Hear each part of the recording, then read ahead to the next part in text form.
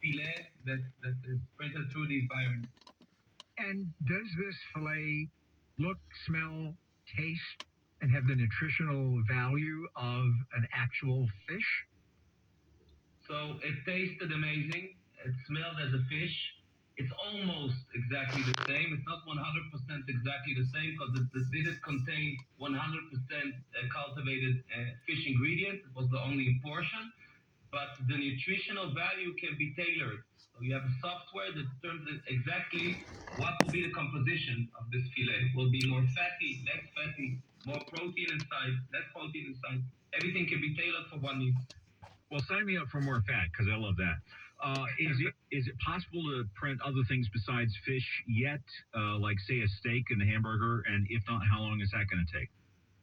Sure. So we are the leading company with respect to the printing capabilities. We have 3D printed already a WIKIJOE-like steak, and the possibilities are endless. The printer, as the time will evolve, will be able to 3D print products that nature cannot create right now. You can mix things, you can tailor things, let your imagination go wild. I mean, like a shrimp steak. For instance, yes.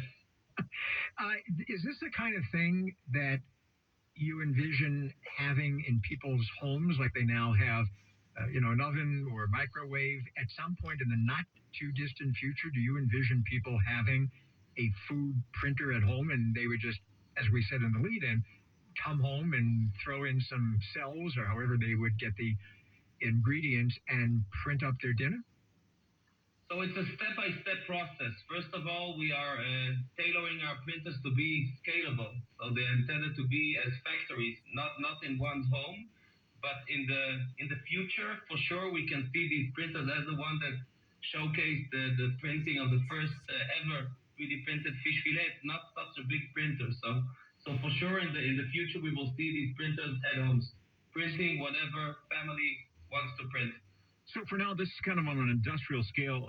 Would this be something that you think fast food chains would be interested in investing in, and perhaps just printing out their fast food fish fillets?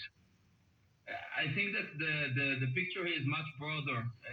The cultivated industry wants to feed the world, and there's not enough proteins to feed the world. So I think that it will be much broader than only fast food chains. We will see butcher houses that will 3D print cultivated meat. We will see other factories 3D printing fish. And yes, we can also see it in fast food chains, 3D printing fishes as we 3D printed in our factory. So let's say you're invited to a really swanky dinner party, the kind where everybody drives up in Lamborghinis, that kind of place. And you go to it, and the main course is a fish. Now, tell the truth. Would you rather have on your plate a fresh fish having just been caught maybe the day before and prepared by the chef in the kitchen, or a fish that came out of a printer? Tell the truth. So, yes, I'll tell the truth.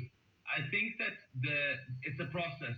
The level that these products have reached is still not there. It's like a very new industry, but it's an industry that is about to explode. So this fish will not replace at this point a fish that sounds like a fresh fish from the sea. It's not there yet, but in the future, I can assure you that this fish or the Wagyu steak that we will print, it will look exactly the same and be exactly the same, but it will be sustainable. So no emissions extracted to the air, no pollution that was involved in it. And I think that yes, in the future for sure I will replace this product with the one that I'm used to, and not only me. Hopefully, like a large population of the world. Now, a final question. I've never worked with a 3D printer, certainly never worked with a 3D food printer, but I have worked with printers, and they do cause headaches sometimes. So what happens if I'm trying to print a fish and the printer gets jammed? So I think that if you are used to working with printers, that's also a learning curve. So first, alpha and beta printers will have their challenges, and there are challenges that can be addressable. But at the long run, as any industry that wants to scale itself, I think it won't be like an issue that needs too much attention. All right.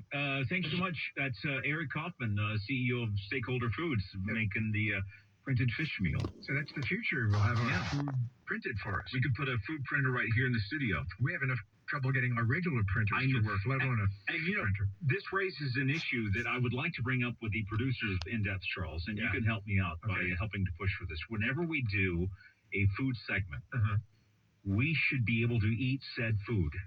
We should, but I don't know if I'd want to eat a printed fish. I'm willing to try anything once. You would? Unless it kills me, then I won't try it again. Can you imagine going to a restaurant though in the future and going, can you please print out the bill and my fish? At the same time. There you go. That's it for KNX In-Depth. We'll be back tomorrow at 1 p.m. The Writers Guild of